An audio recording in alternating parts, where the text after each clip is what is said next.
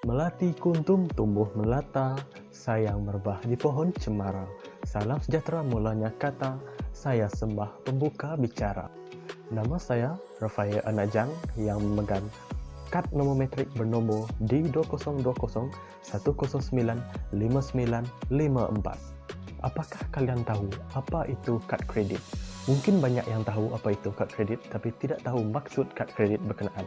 Kad kredit adalah sejenis kad pembayaran yang dikeluarkan kepada pengguna ataupun pemegang untuk membolehkan mereka membayar barangan dan perkhidmatan yang dibekalkan seseorang pedagang berdasarkan perjanjian si pemegang kepada pengeluar untuk membayar jumlah wang yang dibayarkan dengan cas tambahan lain yang dipersetujui.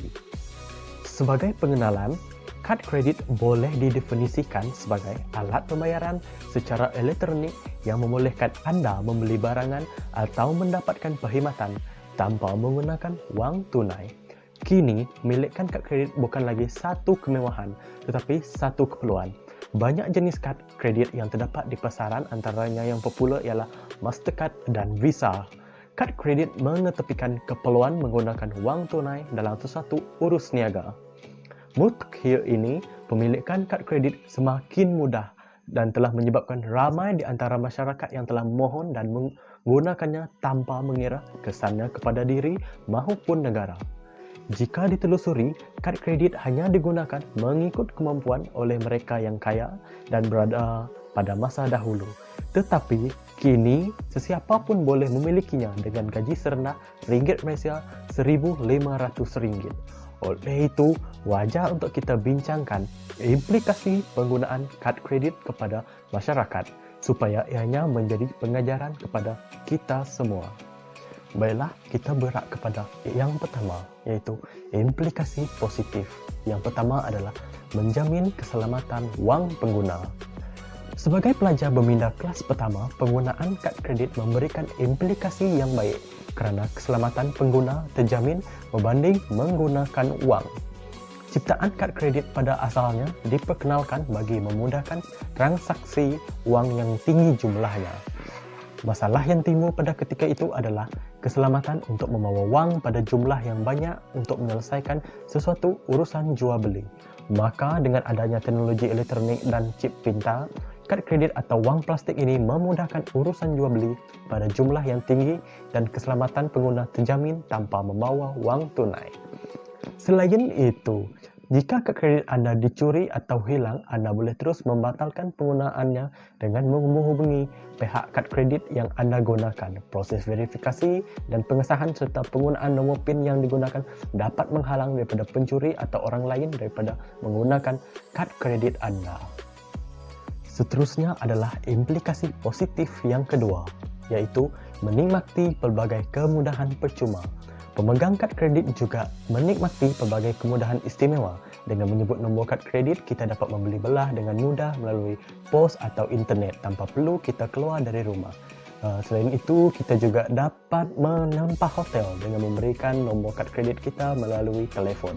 Selain itu, tawaran harga dalam pembelian barang dan perkhidmatan dinikmati oleh pemegang kad kredit dari semasa ke semasa. Pada masa ini, kebanyakan syarikat kad kredit menyediakan kemudahan pembayaran bil, premium insurans dan bayaran berkala lain. Pemegang kad kredit hanya perlu memberikan bukti-bukti pembayaran kepada syarikat kad kredit dan syarikat kad kredit akan membuat pembayaran itu bagi pihak pemegang kad. Semua bayaran ini akan dicatatkan dalam penyataan akaun bulanan pemegang kad. Jika ada kebaikan, hendaklah ada keburukannya.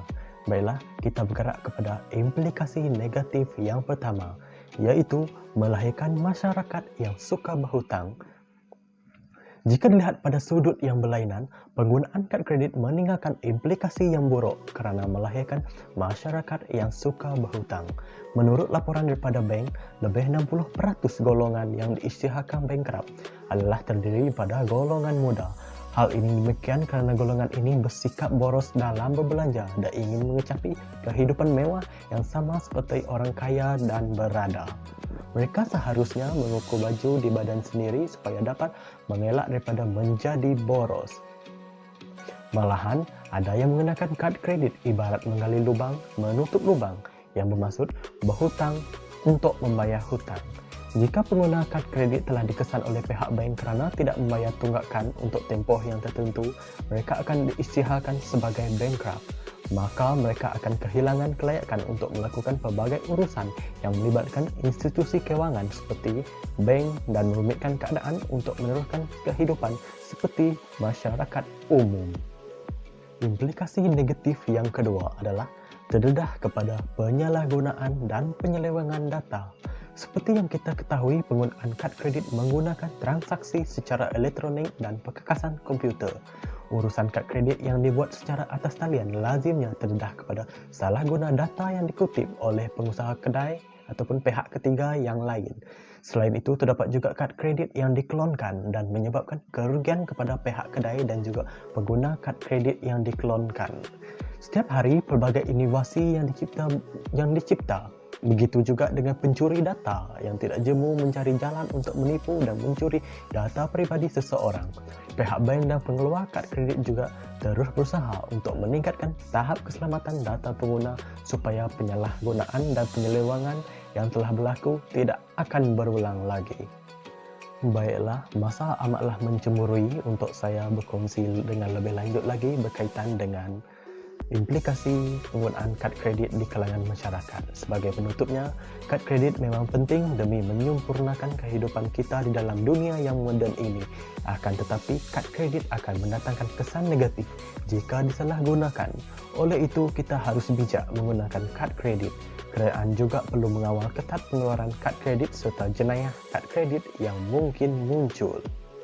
Madah diungkap, santun bitara, pantun dilantung, mengusik hati. Salah dan silap tutur bicara, mohon diampun seikhlas hati. Sekian, terima kasih.